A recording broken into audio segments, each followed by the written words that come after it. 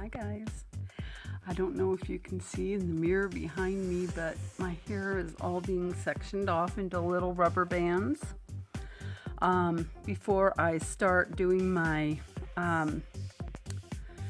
dreading again, I'm going to do twist and rip. And yeah, so I've got it all the way back up. Really, I'm putting the back way up high to the crown of my head, really up high. And the reason for that is I want my hair to be kind of poofy on the back of my head. I have a really small head. And so I like that look of, you know, the poofiness back there. So that's what I'm going to do. And then I'm just going to finish up this little top part. This is all I have left to do. And I have to take into consideration my natural part where I usually wear my hair flipped over to the side. But I'm kind of thinking to make almost like an offset center part too, because that way I can flip it wherever I want to. But as you know, with dreads, they go where they want to go. So I just washed my hair in soap that I had made myself about a year or so ago with the help of a friend.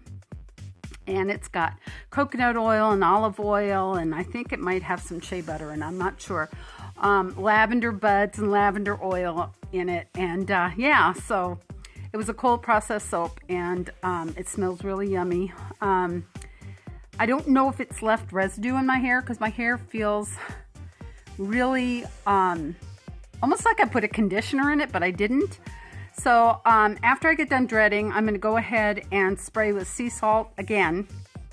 And as you probably remember, if I posted that video, I had dreaded my whole hair one day, but I didn't section it. And so yeah, that's what I'm going to try and do this time. So, or I have done this time, and I'm using two mirrors here, as you can see. I'm looking into one right now in front of me, and then there's one behind me. So, yeah, I hope this works. Really nervous about losing the length on my hair. My hair is down to my butt in the back, so just at one point, and but it grows. Hair grows, and my hair generally grows very fast. So I paid attention to a lot of the big names in dreads, Lazy Dreads and Iron Horse, and Elise Buch, B-U-C-H. She's in the Netherlands. I love her. And I did as much research as I could. I probably watched over 100 videos. I've done the history of dreads. I've wanted them for years. And my hair has a lot of texture to it. It's just wavy, that's all. And I do have a big head of hair. It's not what I would say thick, but I have a lot of hair. And see all these little babies? I constantly get babies, so a lot of these will just be left. They're coming out silvery white now, and yeah, so I'm getting the natural silver and white, and it's really quite gorgeous. So I would like to put some lavender on the ends of my hair only, but I don't want to use anything that's going to damage my hair because my hair is 100% natural. So that's where we are. I was playing with eyebrow stuff, and the color is way off for me.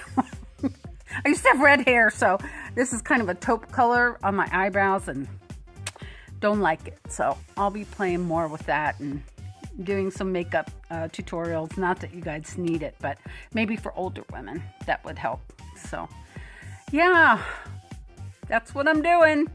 You'll get to see the finished product when I'm done putting in all these little baby twist and rips. They're not called dreads. They won't be mature dreads for probably about 12 to 18 months, although my hair does tend to take the lock a lot quicker than others. So, they may be looking really good about 9 or 10 months. We'll see. I'm just going to let it do its thing. I was going to do completely neglect or freeform, but I really paid attention to cutting down on a lot of the need for separation so much if you do section. And that's the only reason I'm doing the sectioning. And I'm not going to go to a salon. I can twist and rip, I can back comb, but I really don't like the back comb method. I think it does more damage. If anything's going to do damage, I think that and the crochet hook would. Although I have watched some, and they swear up and down, and they have gorgeous hair, that they are not damaging their hair at all. And if you listen, because they let you listen, you don't hear any breakage in there. And the way they're doing it, it looks okay. Yeah, I mean, I like the netting around each one of the dreads rather than going through the dread with the crochet hook. If you're just grabbing a loose hair on the outside and you're looping it through this one and you're going back and forth like that, and all you're doing is creating a net on the outside of the dread, I think that's okay. Because you obviously can see your hook has the loop on it. You can obviously see if anything's breaking, and it's not. So I think that's kind of a cool idea. But anyway, who knows what I'll do? I don't know yet, guys. But I love you all, and thank you for sticking with me at Madison's Magical on another one of my journeys. I go tomorrow to get my tongue bar taken out. It's really long, so I really need a shorter one. I kind of want to get another tongue piercing in there, but I guess I'll wait on that. Yep, and then I've got some really cool ideas for this whole forearm. It's going to be done in a green man, and I think I'm going to have some black work done on the upper arm, but that'll be in the next few months. We'll address that kind of stuff. So you guys remember, you're all amazing. Seriously, you are, just as you are.